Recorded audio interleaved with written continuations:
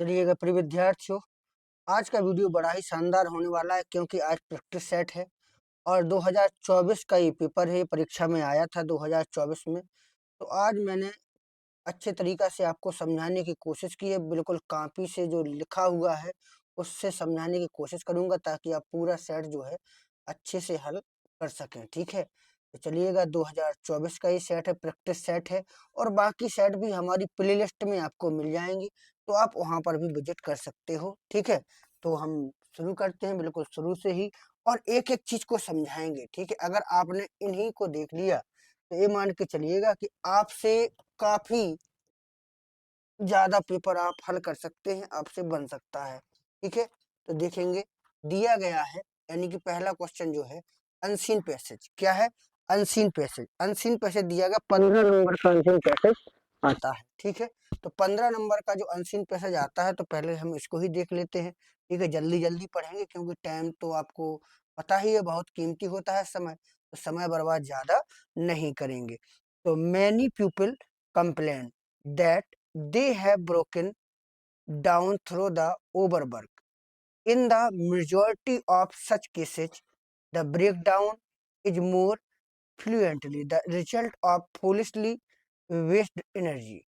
If you would secure health, you must learn to work without friction. To become anxious or excited or to worry over needless detail is to invite a breakdown.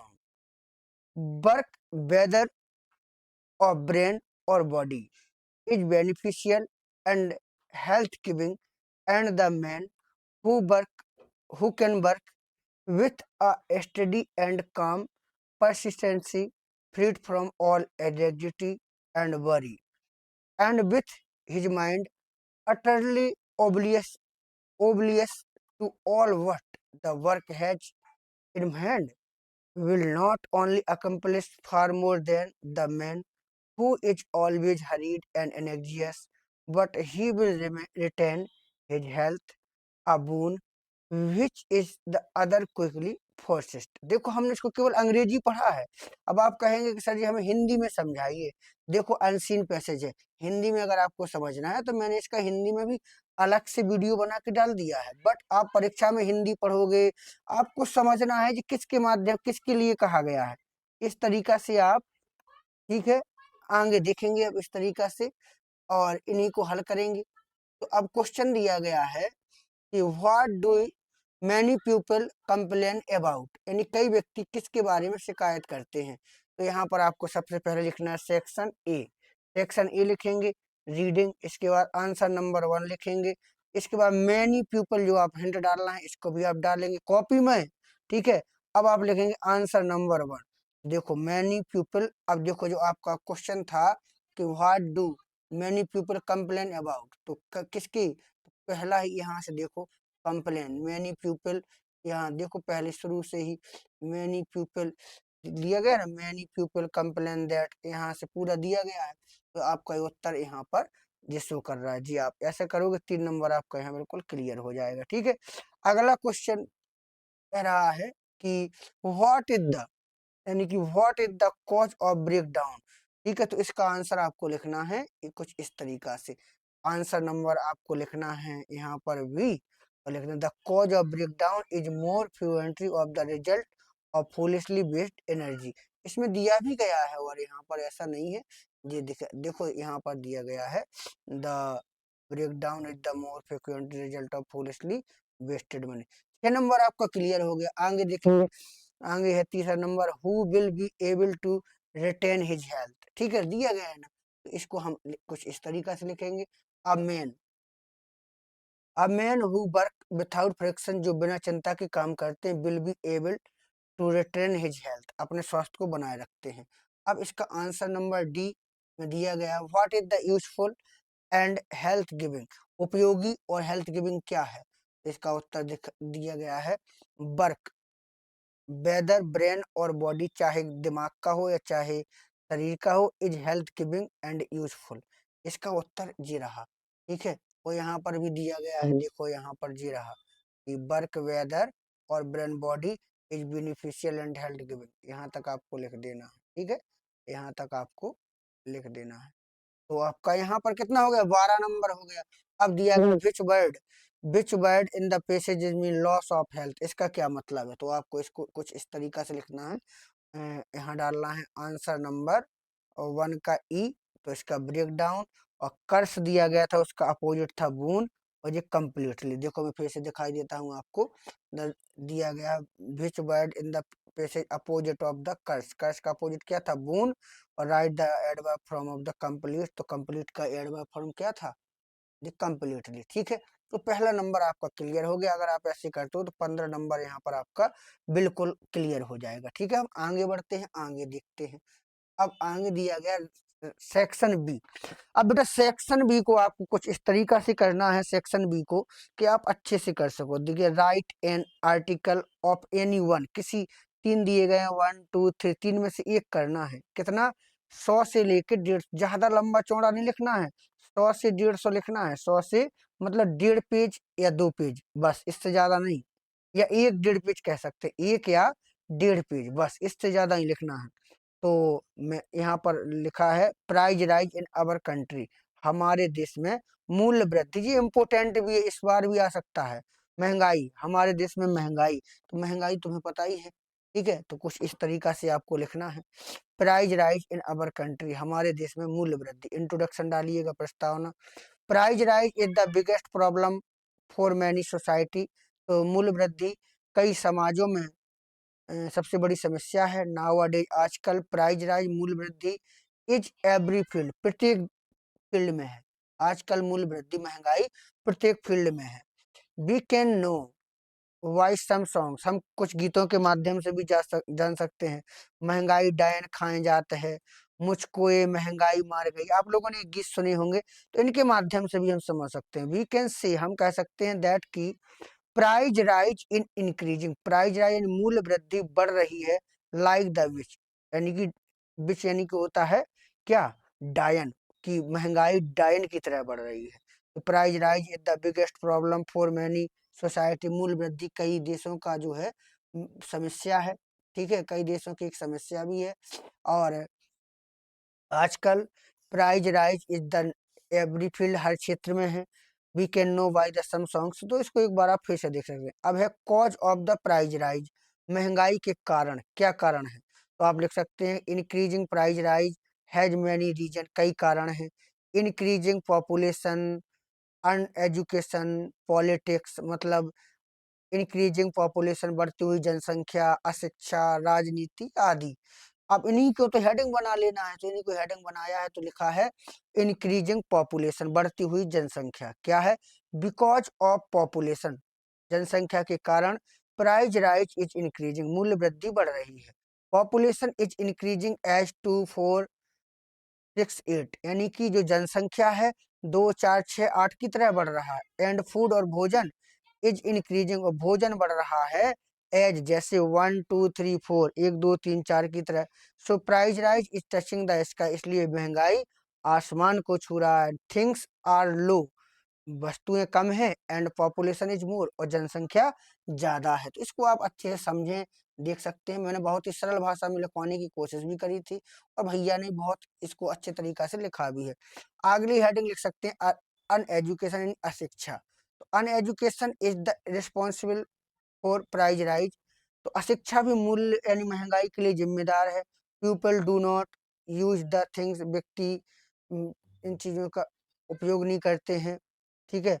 They do not know the importance of the things, वे वस्तुओं का महत्व नहीं जानते हैं। And dish use them, उनका दुरुपयोग करते हैं। सो prize rise is at high, इसलिए मूल्य वृद्धि ऊंचाई को छू लेती है। आगे दिया गया पॉलिटिक्स, क्या दिया गया है, पॉलिटिक्स, तो politics is also a challenge for price rise, politics भी महंगाई के लिए एक चुनौती है। Some state leader do not let to go daily use thing in the market, तो कुछ राजनेता जो हैं दैनिक उपयोग की चीजों को बाजार में नहीं पहुंचने देते हैं। So people become worry and, तो व्यक्ति जो हैं चिंतित हो जाते हैं। And buys daily uses things as a high rate, और दैनिक उपयोगी चीजें जो हैं हाई रेट पे खरीदते हैं। इसके बाद आप लिख सकते हैं कंक्लूजन, तो कंक्लूजन में आप कुछ इस तरीका से लिख सकते हैं, इंडीड वास्तव में price rise is a challenge, मूल्य वृद्धि महंगाई एक चैलेंज है, and whole country is facing the price rise, और पूरा देश महंगाई का सामना कर रहा है। इन शॉर्ट, संक्षेप में वी कैन से हम कह सकते हैं, before a handful things were bought by and handful money, कि एक मुट्ठी भर पैसे में पहले एक थैली भर चीजें आ जाती थी, बट लेकिन नाउ अब हैंडफुल थिंग्स, एक मुट्ठी भर चीजें, are bought by a handful money, मतलब बैग फुल मनी, एक बैग पैसे में एक मुट्ठी भर चीजें आती हैं। तो हम देखेंगे, सेक्शन भी 10 नंबर हमारे यहाँ से क्लियर हो जाएंगे। हम आगे बढ़ेंगे, आगे देखते हैं आंसर नंबर 3, यानी कि ये भी 10 नंबर का आता है, लेटर है। ठीक है, तो लेटर कुछ इस तरीका से लिखिएगा, the editor of the Hindustan time, जो दिया भी गया आप देख सकते हो उसको एक बार ऐसे, write a letter to the editor of a newspaper about the frequent breakdown of the electricity supply in your, ये मोस्ट इंपोर्टेंट है जी भैया, बहुत आता है, मोस्ट इंपोर्टेंट है, इसको तो आप जरूर पढ़ के जाना, ठीक है ना, बहुत इंपोर्टेंट है, इसको जरूर पढ़ के जाना। तो आप इस तरीका से लिखो, अगर आप ऐसे लिखोगे, ठीक है, तो आप बिल्कुल 10 नंबर यहाँ पर क्लियर पा सकते हो, आप इस तरीका से लिखिए, ठीक है। और मैंने इसको अलग से भी लिखवा दिया है, तो आप यहाँ पर 10 नंबर कर लोगे। अगर आपको लिखना है तो इससे ही आप लिख सकते हो, बिल्कुल सरल है, स्क्रीनशॉट ले लें या लिख लें इसको, वीडियो को रोक करके आप इससे भी लिख लें। आगे बढ़ते हैं, आगे देखते हैं सेक्शन सी, ग्रामर। अब ग्रामर में आ जाओ, दिया गया one who at the dark side of a thing, जो मतलब अंधकार वाली चीजों को देखता रहता है उसको क्या बोलते हैं, तो इसका दिया गया प्रेसिमिस्ट। क्या दिया गया है? प्रेसिमिस्ट। 2 नंबर यहाँ पर क्लियर। आगे दिया गया है कि the phrase pick holes in, इसका मतलब क्या होता है? गलती निकालना। इसका मतलब फाइंड फॉल्ट विथ क्या होता है? देखो यहाँ पर क्या लिखा, बिल्कुल फाइंड फॉल्ट विथ, ये भी सही। 2 नंबर यहाँ पर हो गया। आगे बढ़ेंगे फिर 3 number, the synonym of savour, इसका क्या होगा? तो क्यूरियस होना चाहिए, वैसे क्या लिखा भैया ने? क्यूरियस या क्यूट? अच्छा, ये क्यूट नहीं होना चाहिए है? क्यूरियस जी यहाँ पर गलत है, ठीक है। He is a member of a an union, तो यहाँ पर कौन सा है? एन, एन है गलत, क्योंकि यहाँ पर ए आना चाहिए। क्या आना चाहिए? तो ये आपका जैसे हो गया। एंटोनिम ऑफ मॉडर्न, मॉडर्न का क्या हो जाएगा? मॉडर्न का हो जाएगा एंशियंट, प्राचीन। तो यहाँ पर क्या लिखा है? तो यहाँ पर एन भी सही है, एंशियंट भी सही है। तो यहाँ पर ठीक है, इसको थोड़ी आप देख लेना एक्यूट को, ठीक है, एक्यूट को मैं इसको थोड़ी देख लेना, जी बिल्कुल सही है, जी सही है। 10 नंबर आपका यहाँ पर क्लियर हो जाता है। आगे बढ़ते हैं। अब आपका जो आगे क्वेश्चन दिया गया है 5वां, can any one of the following, तो आपको एक करना है, ठीक है। तो he said me please give me your book for 2 days, पहले वाला देखा ना, तो पहले वाले को किस तरीका से करना था? He requested me to give him my book for 2 days, बिल्कुल सही है। दोनों नहीं करना, इनने दो ने कर दिया, ऐसे में नंबर कट सकते हैं, मैंने बताया भी था कि दोनों नहीं करना है, ठीक है। तो ऐसी गलती आपको नहीं करना, वरना नंबर कट जाएंगे। एक माना, एक करना है, दोनों नहीं करना है, ठीक है। आगे वैसे इनने किया है कि समझाने के लिए, बट दोनों नहीं करना है, ठीक है। अब आगे दिया गया है कंप्लाइन, तो देखो ये सनरोज वाला आप लोगों ने कई बार पढ़ा होगा, तो हैविंग क्या हो जाएगा? हैविंग राइजन लगा देना, बाकी जो कहता हूँ, the sun having risen, the boys went out. अब देखो इनने क्या किया भैया ने, तो बिल्कुल यहाँ पर ये भी इनका बिल्कुल सही जा रहा है, बिल्कुल बहुत बढ़िया। लेकिन दो दो कर रहे हैं, ऐसा नहीं करना है आप लोगों को पेपर में, नंबर यहीं भी कट जाते हैं, क्योंकि ज्यादा होशियारी भी खतरनाक होती है। You made a promise and you kept it, बिल्कुल ये वाला इनका जो कंपाउंड है जी बिल्कुल सही होगा।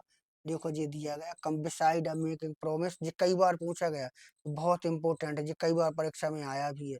तो बिसाइड, अब देखो इसको इन्होंने किस तरीका से बनाया था, you made a promise and you kept it, इस तरीका से। पैसिव वॉइस भी बनाया, तो पैसिव वॉइस। अब 5 का D, it being a holiday we did not, तो इट बीइंग नहीं आना चाहिए, इट इज होना चाहिए। क्या? इट वाज, इट वाज, ठीक है। या इफ ही कम्स, ये भी सही, दो में से एक करना था। तो यहाँ पर आपका 10 नंबर बिल्कुल, क्योंकि सब सही जा रहे हैं। इसके बाद 5 का ही देखो, यहाँ पर तुमने फिर दो कर दी, दो नहीं करना, या तो एक्सेस को करो या कैरियर को करो, दो में से एक कुछ भी करो। हैं दोनों सही, हम मुझे पता है कि आपने समझाने के लिए किया है, बट ये गलत बात है भैया, ठीक है ना। ऐसा आपको बिल्कुल करके नहीं आना है, ठीक है, तभी मिलेंगे आपको। आगे बढ़ते हैं, आगे स्टोरी। स्टोरी दिया गया है, प्राचीन काल में विक्रमादित्य नाम का एक राजा एक इस देश में राज्य करता था और बड़ा न्यायी राजा था। आज भी लोग उसके न्याय की प्रशंसा करते हैं। एक दिन कुछ लड़के एक गांव के पास एक जंगल में खेल रहे थे। वहां उन्होंने एक मिट्टी का ढेर देखा जो पत्थर से ढका था। उनमें से एक लड़का उस पत्थर पर बैठ गया। उसने अपने साथियों से कहा, तुम लोग अपने मुकदमे मेरे पास लाओ, मैं न्याय करूंगा। ठीक है, तो इसकी स्टोरी इन्होंने बनाई। अगर स्टोरी हमने अलग से भी डाली है, देखो, एन एंशियंट इरा या टाइम भी लिख सकते हैं। A king named Vikramaditya, Vikramaditya नाम का एक राजा था। रूल इन दिस कंट्री, बिल्कुल सही है। ही वॉज वेरी जस्ट, और बहुत न्यायी था। इवन टुडे, आज भी। पीपल प्रेज हिम, लोग उसकी प्रशंसा करते हैं। हिज जस्टिस, उसके न्याय की, बिल्कुल सही है। वन डे, एक दिन। सम बॉयज वर प्लेइंग, कुछ लड़के खेल रहे थे। In a forest near by the village, बिल्कुल सही है, गांव के पास जंगल में खेल रहे थे। दियर, वहां they saw a this a heap, तो हीप की स्पेलिंग यहाँ पर गलत है। This a heap of a soil, उन्होंने एक मिट्टी का ढेर देखा। Which was covered by the stone, जो मिट्टी से ढका हुआ था।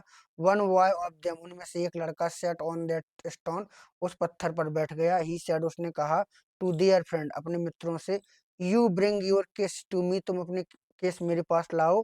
आई will just mean, I will do. यहाँ पर आपने दो गलतियां कर दी। एक नंबर तो कट ही सकता है वैसे, तो 4 नंबर आपको यहाँ मिलेंगे।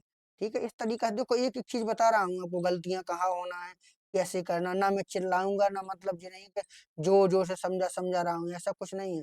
पढ़ा रहा हूँ, कोई नोटंकी थोड़ी है। ठीक है ना। अब देखो यहाँ पर बुक जो है, बुक यहाँ से शुरू होती है। तो देखिएगा, दिया गया है कि इसका one day while going, section D, section D, section D यहाँ से आपका शुरू होता है, यानी कि